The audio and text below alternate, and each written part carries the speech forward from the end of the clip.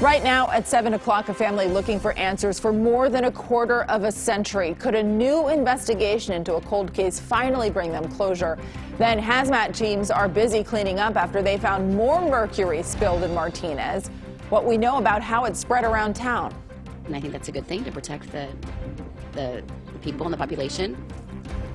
Also, a battle brewing in Berkeley over calls to change its name because of ties to slavery. Also, Senator Dianne Feinstein back in Washington finally, despite calls for her to resign. What it all means for the Biden administration's agenda. This is CBS News Bay Area with Juliette Goodrich. Hello, I'm Sarah Donchie. In today for Juliette, she has the day off. Quite the scene tonight outside of a home in Redwood City. A lot of law enforcement has been there all day. The FBI has joined the search for clues and closure in a Bay Area cold case. Police and the district attorney's office confirmed they're searching a backyard for clues in the 1996 disappearance of Olva Hagner. Ann Makovic joining us from the newsroom with the very latest on this. Ann, we haven't heard about this in a very long time. No, a case really went cold. It's been that way for decades. And we're hoping to hear a little more tomorrow on what authorities might have found at these sites or what led them there so long after this woman went missing. Here's her picture again.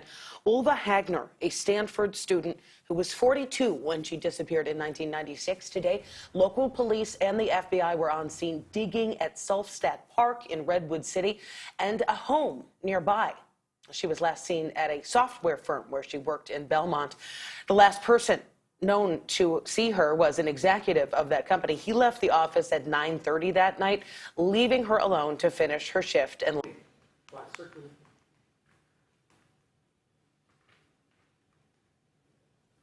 We're doing an extensive search of the area for evidence, clues, all the above. I would like to belong to the residents in the area that everything is safe for the neighbors. And like I said, this is a cold case investigation, so we're doing our best just to bring closure to the case itself.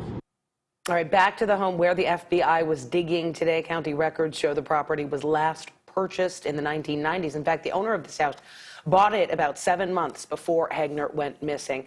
There were vigils and a massive effort to locate her back in 1996. Missing persons flyers were distributed all around the Bay Area.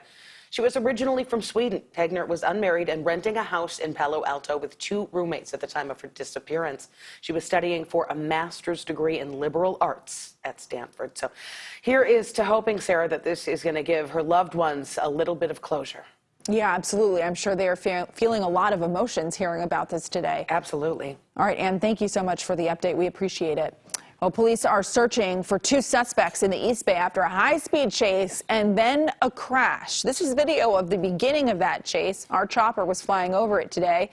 And this is I-80 in Berkeley. You can see a lot of CHP speeding along the freeway in between cars, trying to catch up to the suspects. Eventually, they got on 580, and a silver sedan is what they were following, flying down 580, got off the freeway, eventually onto surface streets in Oakland, and then it smashed into this red car right there at an intersection at 14th and Madison. After the crash, the 2 suspects ran out. They were not sticking around, and they were last seen on 11th Street. No word yet on what started the chase in the first place or how the driver of that red car is doing now. Not far away, a man attacked a passenger with a cleaver on board a BART train, according to police. They say the train was pulling up to West Oakland this afternoon when a man slashed another passenger across the back. The victim is expected to recover. The suspect was arrested on charges including assault with a deadly weapon. Now to Martinez, where people are being asked to stay away from several streets in downtown because of a growing concern over this, a mercury spill in the middle of the street. Investigators think that mercury somehow ended up in a garbage can outside of the Amtrak station, and then they think that maintenance crews unknowingly emptied the can into the back of a truck on Monday morning, and that could be how the mercury was spread out across nearby streets. I've been just like in a layover, but since I've been here for a few hours, I think I'll take some extra precautions when I get home. Crews were back out at the station again today doing cleanup and testing.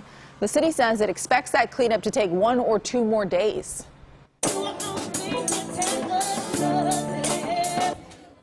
Oakland teachers hit the picket lines for the 5th straight school day.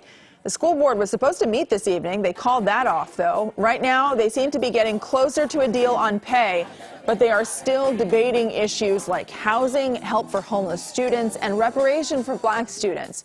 There are just over 2 weeks left in the school year. We need staff! Enough is enough!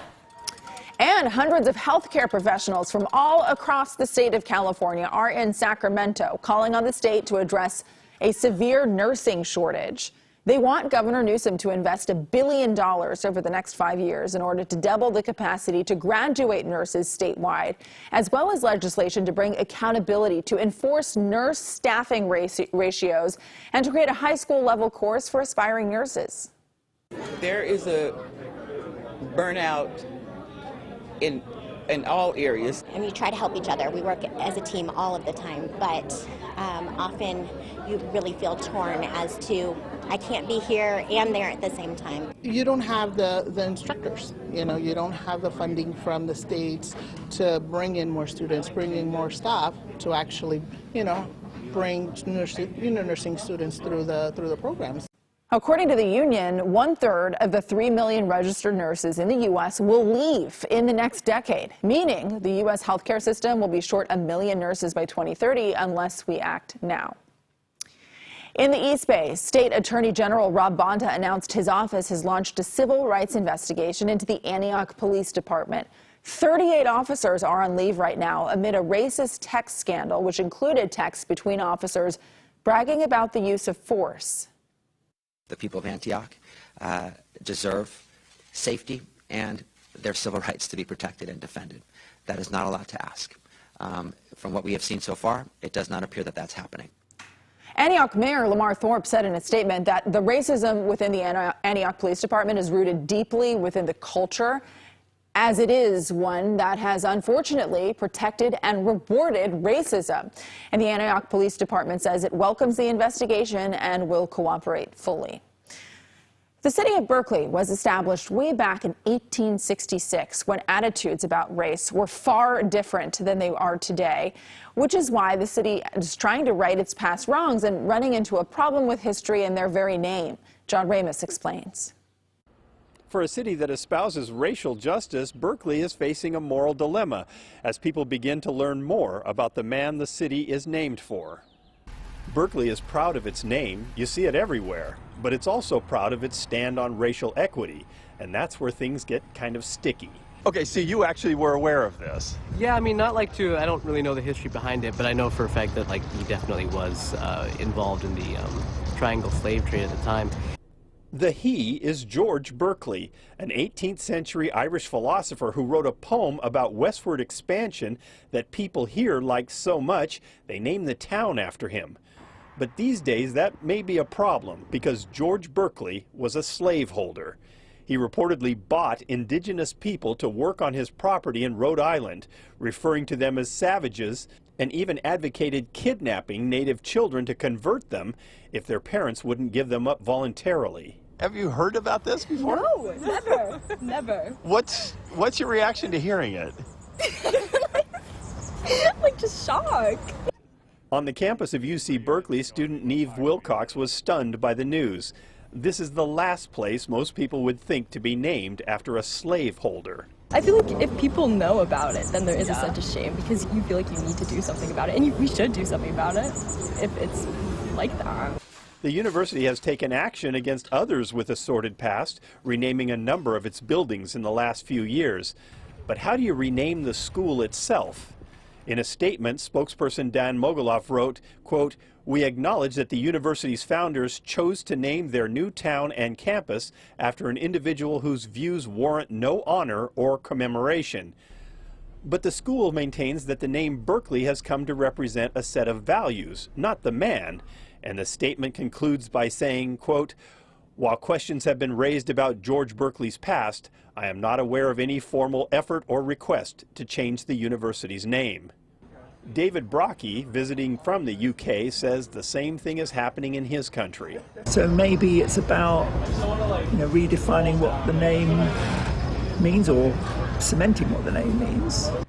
No one from the city responded today, but it may be hard to explain how a place that acknowledges it is on Ohlone land should be named for a man who enslaved indigenous people. But Henry Aragawi thinks the debate over a name is missing the bigger point.